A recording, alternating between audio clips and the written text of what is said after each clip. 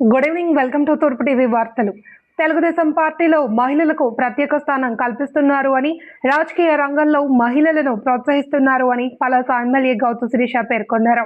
మంగళగిరిలోని టీడీపీ కేంద్ర కార్యాలయంలో బుధవారం నిర్వహించిన మహానాడులో ఆ పార్టీ జాతీయ వర్కింగ్ ప్రెసిడెంట్ నారా లోకేష్ రాజకీయాల్లో మహిళలు అనే అంశంపై మాట్లాడుతూ, పార్లమెంట్లో ఇటీవల మహిళా బిల్లు వీగిపోయినప్పటికీ టీడీపీ మాత్రం మహిళలకు 33% రాజకీయాల్లో చోటు కల్పిస్తుంది అని ప్రకటించారు. దీంతో టీడీపీ రాష్ట్ర ప్రధాన కార్యదర్శి పలాస ఎమ్మెల్యే గౌతు శిరీష ప్రత్యేక ధన్యవాదాలు తెలిపారు. ఆది నుండి రాజకీయ రంగంలో మహిళలకు ఎనలేని ప్రోత్సాహం అందిస్తున్నారని, ఓ మహిళను శాసనసభాపతిగా ఎన్నుకున్న ఘనత టీడీపీదని గుర్తు చేశారు. టీడీపీ ఆవిర్భావం నుండి నేటి వరకు అదే ఒరబడిని కొనసాగిస్తూ మహిళల్లో రాజకీయ చైతన్యాన్ని రగులుస్తున్నారని కొనియాడారు.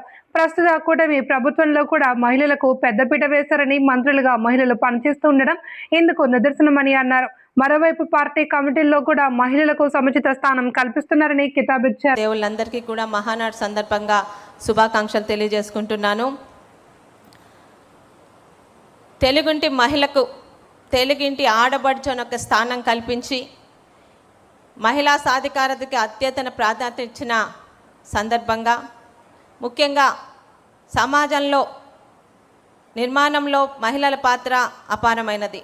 ఒక మహిళ బలపడితే కుటుంబం మొత్తం బలపడుతుంది, కుటుంబం బలపడితే సమాజం అభివృద్ధి చెందుతుందనే నిజాన్ని ముందుగా గ్రహించిన పార్టీ మన తెలుగుదేశం పార్టీ. సమాజంలో సగానికి పైగా ఉన్న మహిళలను అన్ని విధాలుగా బయటకు తీసుకురావడానికి కూటమి ప్రభుత్వం స్త్రీశక్తి కార్యక్రమం ద్వారా మహిళా అభ్యున్నతి కోసం నాటి తెలుగుదేశం ప్రభుత్వం, నేటి కూటమి ప్రభుత్వం ఎన్నో రకాల పథకాలు తీసుకొస్తుంది. స్త్రీ అంటే కేవలం ఒక వ్యక్తి మాత్రమే కాదు, కుటుంబానికి ధైర్యం, సమాజానికి స్ఫూర్తి అని విశ్వసించే పార్టీ తెలుగుదేశం పార్టీ. స్వర్గీయ నందమూరి తారక రామారావు గారు మహిళలకి ఆస్తి హక్కు కల్పించి వారి గౌరవాన్ని పెంచితే, చంద్రబాబు నాయుడు గారు డ్వాక్రా సంఘాల ద్వారా పావలా వడ్డీ స్వయం ఉపాధి పథకాల ద్వారా మధ్యకల్ని ఆర్థికంగా బలోపేతం చేశారు. ఇక మహిళా సాధికారతలో తెలుగుదేశం పాత్ర. ఈ దేశంలో స్వర్గీయ నందమూరి తారక రామారావు గారు తెలుగుదేశం పార్టీ స్థాపించిన వెంటనే, మొట్టమొదటిసారి 83లో అధికారం వచ్చిన వెంటనే మహిళల కోసం ప్రత్యేకంగా పద్మావతి యూనివర్సిటీని స్థాపించి మహిళల పట్ల ఆయనకున్న గౌరవాన్ని, ప్రత్యేకతని చాటుకున్నారు. తర్వాత 86లో తండ్రి ఆస్తిలో ఆడపిల్లలకి సమాన హక్కుని కల్పిస్తూ చట్టం చేయడం ద్వారా ప్రతి ఆడపిల్లకి తన పుట్టింటిలోని, అత్తింటిలోని గౌరవాన్ని కల్పించిన పెద్దలు మన నందమూరి తారక రామారావు గారు.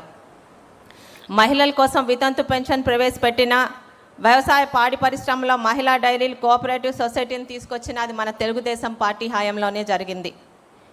ఇక మహిళల ఆరోగ్యం మరియు సంక్షేమం కోసం మహిళల ఆరోగ్య విషయంలో ఆధునికత, సాంకేతికతతో ఆరోగ్య భద్రత మరియు ప్రభుత్వం అనేక కార్యక్రమాలు చేపట్టడం జరిగింది. ఇక సంక్షేమ విషయానికి వస్తే వితంతు పింఛన్ల కోసం 16,27,000 మంది మహిళలకు నెలకి 4,000 చొప్పున ప్రతి నెల 1వ తారీఖున మనం వితంతు పెన్షన్ పంపిణీ చేస్తూనే ఉన్నాం. 2014-19 సమయంలో వితంతువులు కాకుండా అనేక గ్రామాలకు వెళ్ళినప్పుడు పెళ్ళి కాని వయసు కూడా మించిపోయిన ఒంటరి మహిళల గురించి ఆనాటి ముఖ్యమంత్రి చంద్రబాబు నాయుడు గారికి చెప్పడం జరిగితే, పెళ్ళి కాని ఆడపిల్లలే కాదమ్మా, పెళ్ళై భర్త చేత వదిలివేయబడ్డ ఆడపిల్లలు కూడా మన యుద్ధాన్ని ఒంటరి మహిళా పెన్షన్ తీసుకొచ్చింది కూడా 2014-19 టైంలో మన తెలుగుదేశం పార్టీయే, మన ముఖ్యమంత్రి చంద్రబాబు నాయుడు గారే. ఇక కూటమి ప్రభుత్వం వచ్చిన తర్వాత ఎన్నికల్లో ఇచ్చిన హామీ మేరకు తల్లికి వందనం పథకం కింద ఒక్కో బిడ్డకి 15,000 రూపాయల చొప్పున ఇస్తూ ఎంతమంది పిల్లలు ఉంటే అంతమంది పిల్లలకి ఆ తల్లి అకౌంట్లో వేసి తల్లికి గౌరవాన్ని కల్పించిన పార్టీ మన తెలుగుదేశం పార్టీ. శ్రీశక్తి పథకం కింద రాష్ట్ర వ్యాప్తంగా ఆర్టీసీలో ఉచిత బస్సు ప్రయాణం కల్పించడం, శక్తి యాప్ ద్వారా మహిళలకి రక్షణ కోసం అనేక చర్యలు చేపట్టడం కూడా మన తెలుగుదేశం పార్టీ హయాంలోనే జరుగుతుంది.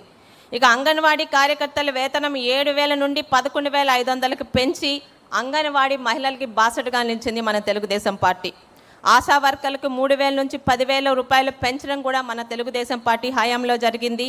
ఇక గ్రామ పంచాయతీల్లో 55.4% మహిళల్ని ప్రజాప్రతినిధులుగా ఎన్నిక ఈరోజు సేవ చేస్తున్నారంటే అది తెలుగుదేశం పార్టీ ఘనతే.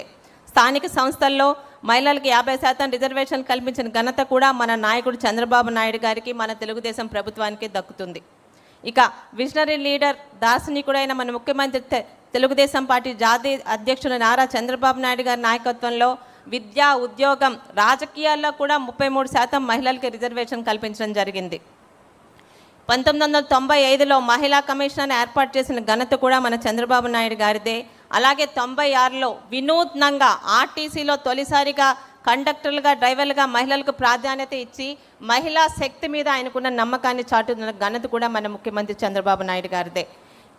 కావలి ప్రతిభా భారతి గారిని తొలి మహిళా అసెంబ్లీ స్పీకర్గా అవకాశం కల్పించిన ఘనత కూడా మన తెలుగుదేశం పార్టీదే.